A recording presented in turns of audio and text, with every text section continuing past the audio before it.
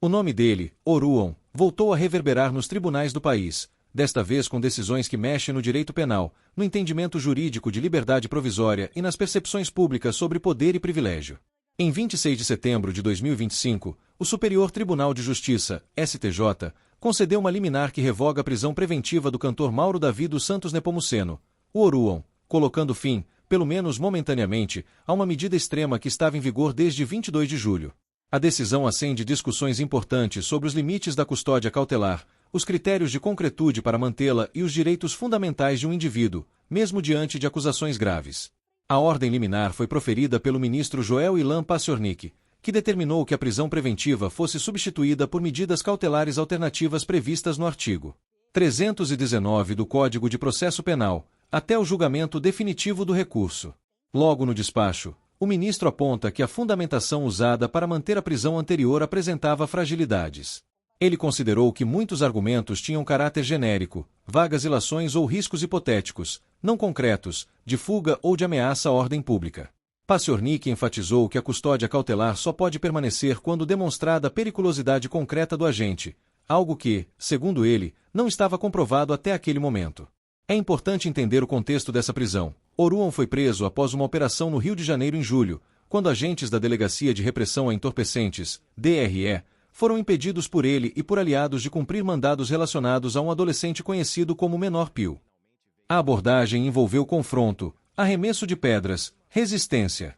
O cantor foi indiciado por uma série de delitos, desde tráfico de drogas, associação ao tráfico, ameaça, desacato, lesão corporal até dano e resistência. Ele aguardou em prisão preventiva, enquanto tramita a acusação formal contra ele.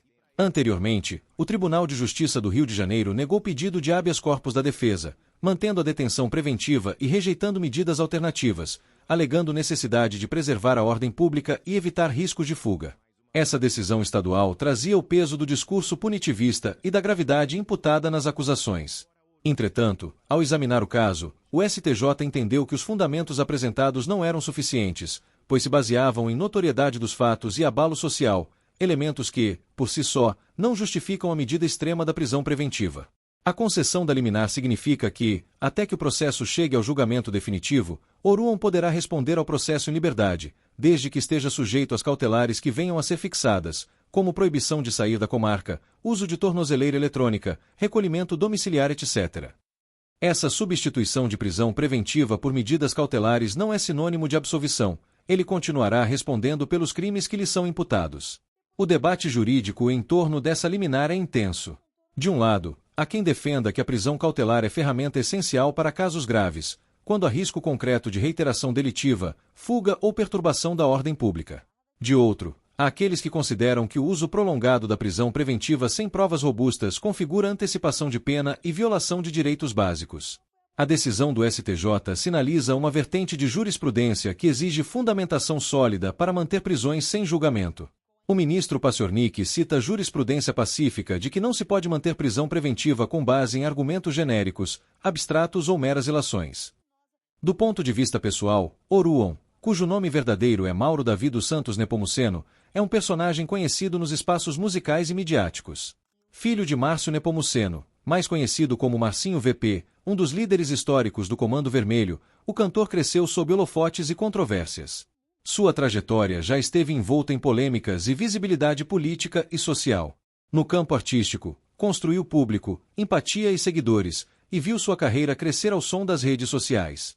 Mas a liminar também reacende questionamentos sociais, como tratar casos de pessoas que transitam entre arte, periferia e acusação criminal. Como equilibrar presunção de inocência com a gravidade de crimes imputados? E até que ponto a notoriedade ou parentesco com figuras poderosas exerce influência no sistema de justiça? Ainda que a liminar represente uma vitória temporária para a defesa de Oruan, o processo continua em curso. A decisão definitiva pode ratificar ou derrubar esse entendimento provisório. Se confirmada, ela consolidará a tese de que prisões preventivas sem fundamentação concreta não devem prevalecer indefinidamente. Se cassada, ele voltará à custódia cautelar com base na decisão local. Até lá, ele seguirá respondendo ao processo livremente dentro das medidas fixadas. Além disso, o desenrolar do caso pode produzir efeitos simbólicos para outros casos semelhantes no Brasil. A aplicação de liminares do STJ em casos de prisão preventiva serve como mecanismo de controle judicial, proteção de direitos e garantia de que prisões sem lastros probatórios fortes não se perpetuem com respaldo institucional. Por fim, não se pode esquecer o impacto humano por trás dessa decisão. Para Oruan, sua família, advogados, seguidores e até opositores, a liminar representa uma trégua, uma janela de liberdade, ainda que provisória. Para a sociedade, ela estimula reflexão. Liberdade no processo penal não é privilégio, é direito. E, em um sistema de justiça que precisa de equilíbrio entre segurança e garantias, decisões como essa ajudam a esculpir um modelo que respeite a dignidade humana. O que você acha dessa liminar do STJ que solta Oruan enquanto o processo corre?